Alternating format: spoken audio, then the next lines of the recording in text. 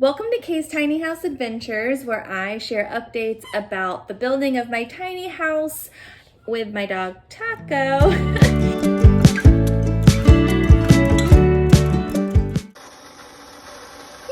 look at that. We have water. We are ready with running water that is connected to the water source and can be turned on at any time. It is a wonderful thing. This means I can do burn piles and be as reckless as I want with fire because I have water to put it out. Just kidding. I'm not going to be reckless with fire because fire is scary. It took a very long time to do this project. So when I bought the property initially, the well did not work. It had a broken pump, and the lady who had been living there had been getting water from her sister who lived behind her. And so they had like a pipe above ground that just went straight from her sister's house to her house, and that's how she got water. Cool. I was not going to do that. So one of the things that I got done pre-purchase of the property was get the well inspected. And they were pretty confident that the well was good and all it needed was a new pump. They fixed the pump. It would be working, but it needs electricity to run the pump. And that is Taco with her little squeaky toy. So apologies for the squeaks. They had left us with, 150 feet of wire. Now at a high level, we needed to dig a trench from the well pump to the electric box. We needed to put in the conduit and run the wire through that conduit. We then needed to wire the ends to the pump box and to the electric box. And then we needed to fill back in the trench. Luckily, we got to use what I call Debbie's tractor because it is the smaller of Doug and Debbie's two tractors. You've seen the bigger one in previous videos, specifically where we're like cleaning out junk. That was Doug's tractor. Technically, they're both Debbie's tractor, but that's a whole other story. But so this time I got to use Debbie's tractor, and it has an attachment that can do the digging. And it made things so much easier. So first I had to mow because the weeds were bad. I mean, some were taller than me. It was really, really bad. And I haven't shared this on the channel yet, but I fixed my mower, or more specifically, Doug and Phil fixed my mower. So we found a video that showed like, oh, it's probably one of the pulleys for the motor. So I ordered a new pulley, we replaced it. It's working beautifully. What had happened was something got stuck up in the pulley and had like totally torn it up. But now it's replaced. The belt's working happy. I got to mow for the first time with purpose and cleared the whole area where we were going to do our digging. So that was really fun. Then we got to start trenching, and Doug was manning the tractor, doing all of the major trenching work. Unfortunately, he couldn't use the tractor right around the pump or right around the electric box because you don't want to break anything. There's already pipes and stuff under there. We had already found some of the pipes that were already underground and kind of knew where to avoid. But I had to dig around the pump, and Phil and Debbie dug around the electric box pole. It took me an hour and a half maybe to dig an 18-inch hole, which is code. If you didn't know that, now you know that the conduit needs to be 18 inches deep. And I had done all this little tiny hole, and Doug had trenched like 50 feet by the time I was done. And I was drinking so much water. It was like a very labor-intensive dig. And I just kept thinking of that book, Holes, or the movie, where they had to dig a 6 feet hole.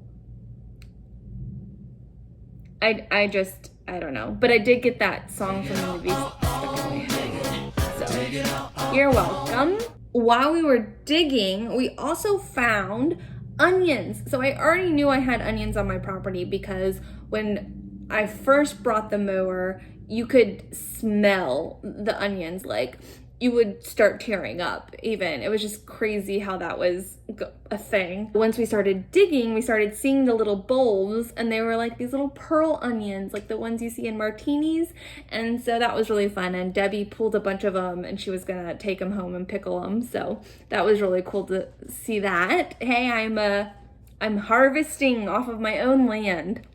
A lot like holes too. There was an onion thing there as well. So that was cool. When we were digging, we also accidentally broke a wire. And so that was like a scare, but it turned out to be a telephone wire. And who has telephones anymore? So that was good. And then we also found a box cutter that you couldn't retract. It was like one of those old Stanley box cutters. So that was scary. There's lots of knives and sharp things found on my property. Once when Doug was chainsawing down a dead tree in the front of the property, we found a steak knife just stuck in the tree because why not? So weird things get found, but no dead bodies, no treasure. So it was a little disappointing, but you know, we got it done. That took hours. So now we had this whole dug, and we had spent hours to do this. And I was exhausted. I was so tired, but as Debbie kindly reminded me, this is now the fun part. And it was. So we laid out all the conduit, knew where it was gonna go. Doug knew how to glue it all together. He was an electrician in a past life, so he knew exactly what materials to use, knew the code and standards we had to follow. And we put all that in. He also knew how many elbows or bends in the conduit you could have. And so we had 3 elbows, and instead of like cutting up the pipe and then gluing like elbow pieces on, he actually used a torch to kind of soften it, and he was able to bend the areas there. So we were able to add those bends in the straight pipe, which was pretty cool. Once that was all in, we then had to pull the wire through. We got fishing tapes and pulled that wire through the conduit. And then we got my wire, which that flat, thick wire, super heavy from being like 150 feet of wire. And we pulled that through. And so I was in charge of feeding the wire down the conduit and like using the lubricant to make sure it could go and get pulled through. Debbie was in charge of like keeping that wire up and letting me pull it through. And then Doug was in charge of the other end and actually pulling that through. So that was very exciting. And then once we did that, Doug did all the wiring bits because again, electrician person knows what he's doing with that. Hey, Phil. And then Debbie and I started the fun task of filling back in the trench with dirt. And it was really interesting to know, like, it took us hours to dig that trench. Hours for like 30 minutes of work that needed to be done. And then here we were filling it back in. We had brought caution tape with us so that we could lay it on top of the conduit. So in the future, when you're digging, you can see the caution tape before you hit a pipe. So Debbie used the tractor to push dirt onto the conduit back in, and we added about 6 to 10 inches on top of that, and then I laid down the caution tape, and then she used the tractor to fill it back up.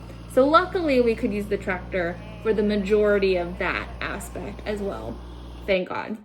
Phil had left, but then he came back, and so he took over tractor duty of filling in, and I think he was having fun learning how to maneuver the bucket to push the dirt in as he wanted it and then kind of use it to scrape it straight. I was really impressed with the results. In the end, I joked it looked like we were never there. It totally looked like we were there, but in the end, we turned the water on. It worked. Oh, look at that. We have water. It was so gratifying. It was like hitting oil. It was so cool. And we started at, I think, like 8 a.m. and then we had finished 8:30 p.m. So like a good 12 hours of work there. So we rewarded ourselves with a delicious dinner and beers and margaritas.